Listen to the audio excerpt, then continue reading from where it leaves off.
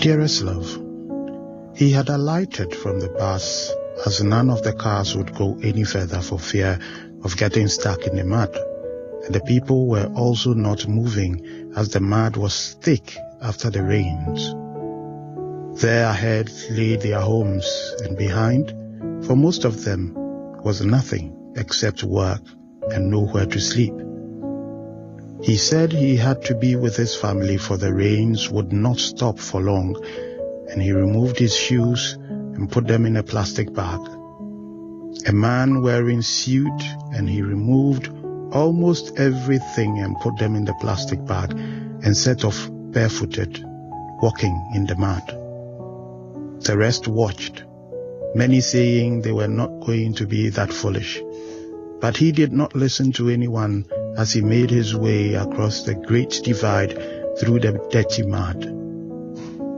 Just a few meters and he fell flat on his face in the mud, and all the multitude standing at the other side started laughing. He was covered completely in mud, and some told him to come back, and it was not worth it. But he kept pushing forward, sometimes almost swimming in the mud to the admiration and entertainment of those who watched. Half an hour it took for him to get to the other side, and still the others stood there and watched and laughed and talked and condemned and debated. They shouted about him being dirty. They mocked him for being almost naked. They talked about how they could never shame themselves like that. But they stood on the other side, and he reached the other end, and the rains began again. Those on the other side scrambled for shelter, and one slipped, and she held to another, and the next moment they were all heaped on the ground with mud all over as they struggled to get up and failed many times. They accused each other and shouted and screamed and fumed with anger as they struggled to get up, wallowing in the mud. He was at the other side, and his clothes and phone were dry in the plastic bag tucked under his arm as he walked in the rain, and it washed the mud off him. By the time he got home, all the mud was gone, and he was cold from walking only in his undergarments through the rain. But there was his wife. She welcomed him home and got him some warm water to bath and some warm clothes and food to eat. The rest were standing dirty at the other side, complaining still and waiting for a solution, for none was ready to wade through the mud, and yet they had all been dirtied by their fall. You cannot pass through this life without a fall.